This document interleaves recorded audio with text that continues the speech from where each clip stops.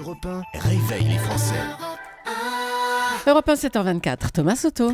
On l'a appris ce week-end, le voyage de François Hollande en Centrafrique la semaine dernière a connu un moment de tension avec des troupes armées qui se sont postées Kalachnikov en main devant l'avion présidentiel. Bonjour Caroline Roux. Bonjour Thomas. Visiblement, ça n'a pas fait plus peur que ça au chef de l'État et vous pouvez même nous dire ce matin qu'il va y retourner là-bas, oui, François Hollande. Hollande l'a confié en petit comité. Il souhaite retourner sur place dans quelques semaines, dès que la situation, comme il dit, sera stabilisée. Alors on comprend que le chef de l'État a été personnellement marqué par ce qu'il a vu. Son émotion devant les soldats français qui dorment à même le sol dans l'aéroport de Bangui, sa colère devant le spectacle des populations massées dans des conditions de dénuement extrêmes aux abords de la zone et bien sûr la mort des 2 soldats français. Les témoins de ces confidences découvrent un François Hollande touché personnellement, engagé pour mettre un terme aux exactions dans le pays. Et il s'explique avec cette phrase.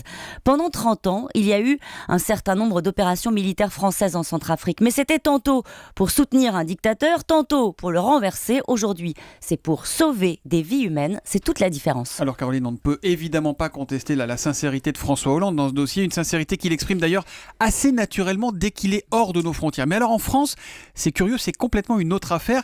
Et d'ailleurs, ça explique peut-être en partie ces problèmes d'impopularité, non ? Alors Thomas, le problème, ce n'est pas l'émotion légitime qu'il exprime sur place à Bangui, mais celle qu'il n'exprime pas, celle qu'il ne dit pas aux Français. L'un de ses amis de toujours en est conscient. Il explique « Quand je le vois en France à la télé, j'ai mal pour lui. Il est tellement techno, incapable d'exprimer de l'empathie. » Et inévitablement, on repense à un autre moment d'émotion.